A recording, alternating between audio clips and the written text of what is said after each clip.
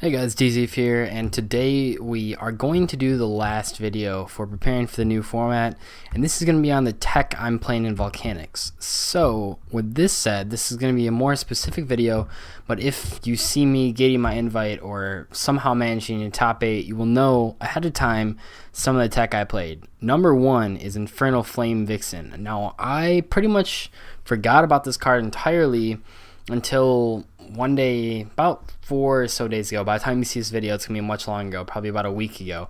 I was looking up Pyros, and I noticed this card, and it solves a lot of problems. One of the things that Volcanics struggle with is to get over big monsters. As far as making rank 4s, Utopia is pretty much the biggest thing you can make. Gaga Cowboy in attack mode kind of does it.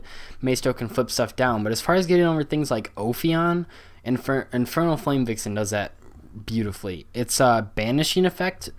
Just talking about the Evil Storm matchup is really cool because you can get rid of a bunch of Evil Storm in the graveyard so they can't Kirky on it back. This card doesn't seem too great on the front, but when you're playing 8 Pyro monsters for its effect, it's pretty damn good. And if you are playing a Pyro deck, especially Volcanics, I would 100% suggest it. Another thing I am doing is still playing Trap Stun and 7 Tools of the Bandit. I think they're both very good cards. The actual ratio of how many you play versus MST is going to be kind of vary depending on your local metagame. But for now, I think 3 MST, 1 Trap Stun, and 1 7 Tools of the Bandit is a pretty standard thing for a lot of decks if you're playing rogue things. Obviously, individual archetypes will have their own mystical space typhoons, and maybe they won't have to worry about a lot of back row. I know a lot of people are dropping 7 tools. I personally like it because when you activate it, you know nothing's going to happen. Your opponent isn't going to Solemn Judgment it because Solemn Judgment isn't around. They're probably not going to Dark Bribe it. It's end-all, be-all of trap cards, and that's really cool, so I personally like it. Another thing that I am playing and that you should definitely watch out for is DD Crow. As far as getting rid of Boojins in the graveyard before they activate, chaining to like Mermail Abyssland, that Boojin-y sword, stuff like that. DD Crow is something a lot of people are going to be playing, especially because you make it with that, or you can search it out with that Dragoonity Synchro. A lot of people say Dragoonities are dead, and they're pretty close to being dead. Probably are dead, but if you can make Gay Darg or whatever it's called, you will probably be playing DD Crow to search out. So that's really cool. Another thing I'm playing is Gores, and I definitely watch out for Gores. I know Jason mentioned this in one of his core TCG articles, but a lot more people are going to be playing Gores. You're going to be dropping it left and right. There aren't as many field spells going around, so it's a lot easier to play. I'd personally just be watching out for that.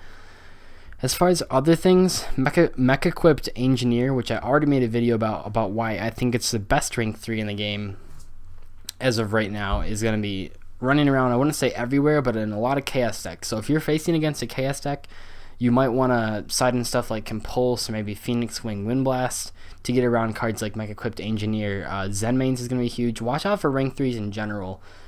Ghost Trick Alucard is really good, popping multiple back row, even in non-Ghost Trick decks. Tour Guide's back at 3, and while the math is still on the side of just playing 3 Tour Guide and not a 4th Fiend type monster, you might see people playing that 4th Fiend type and are going to be getting back-to-back rank 3s, and you have to know the rank 3s that are out there so you're better equipped to deal with them. Stuff like I just mentioned is going to be really big going into this format. Rank 3s aren't necessarily the most powerful, but a lot of them have effects that make them stick around, and that's kind of annoying. So I think that cards like Compulse and Phoenix Wing Windblast are going to be good going into this format. Now that a lot of people are going to want to play Tour Guide. We have Lone Fire at 2, so you might see some plant decks with Crane going into rank 3s. Rank 3s are going to be everywhere. That's one thing you can count on, and you got to be prepared for those. Another thing that I am playing, if I'm looking at this, I'm playing Mind Drain. Mind Drain is very good. It stops a lot of the Mermail monsters as well as Boojin-y Crane. So I don't know if a lot of people are going to play Mind Drain. I haven't seen it been hyped up a lot. I know Mistake is a huge card. I can't play Mistake obviously because Volcanics need like a billion searches to plus and stuff. They don't have a lot of draw power, but Mistake is me running around. I don't think Mind Drain will, so watch out for Mind Drain. If you are playing Boojins and you're playing against someone that can't side Mistake, chances are they might be siding Mind Drain, and you should be prepared for that. So when you declare an attack with Yamato over a monster bigger than you, if they chain Mind Drain, you're kind of screwed at that point. So watch out for that. This was just some of the tech I was playing. I wanted to share it with you guys. I'm not giving out the full list quite yet. That'll be posted sometime next week, hopefully. And see you guys later. Bye.